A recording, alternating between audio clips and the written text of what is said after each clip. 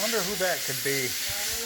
Well, ladies and gentlemen, this is a bit of a dim situation, but I like it to be a little bit darker when I'm doing metalwork. It makes it easier to see what's under my flashlight through my welding mask, but we can see well enough for me to show you what's going on here. The initial complaint with this 99 Chevy Silverado is the back shocks didn't work. I can't really tell you if the back shocks worked at all. They are rusty, but the cross members they were attached to rusted off completely.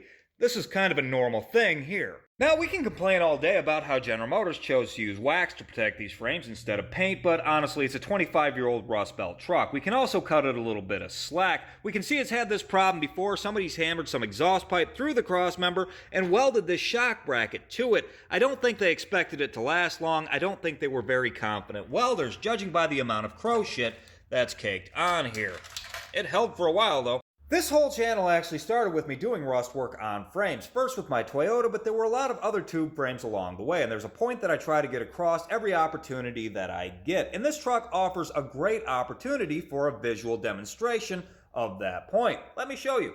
Most of you guys know the really old trucks had C-channel frames, and although they got rusty, they rarely ever developed rust holes. Part of that was metal composition, but it was mostly because the old trucks had better drainage. You can see right here on this frame, where there's no place for moisture and debris to set, there are no holes. But if you come up here where they start to close it off, this is all rotted out. This needs to be replaced entirely. And if you come up a little bit further, there's another place for moisture and debris to set, and same thing. Not good. Jump ahead a couple of generations and the entire frame is boxed in, which is much stronger but holds a lot more moisture and dirt. Let's climb underneath of this thing and I'll show you this. This one doesn't look as bad as I thought it would. I've never actually seen one of these trucks without a rust hole or a repair. Let's go find a better example. Here we go. I'm sure this one will serve my point. Here we go, right there. This is what I'm talking about. Water and debris sit in the frame in these low spots like this, and it eats the frame from the inside out.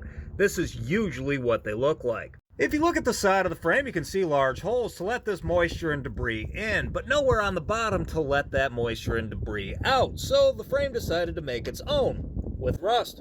Ford and Ram can have the same problem too. It's just not as bad because they use paint to protect their frames instead of wax. My point is, no matter what you do to protect your frame, if you live on dirty or salted roads, you're going to have rust holes if you don't drill some holes for drainage.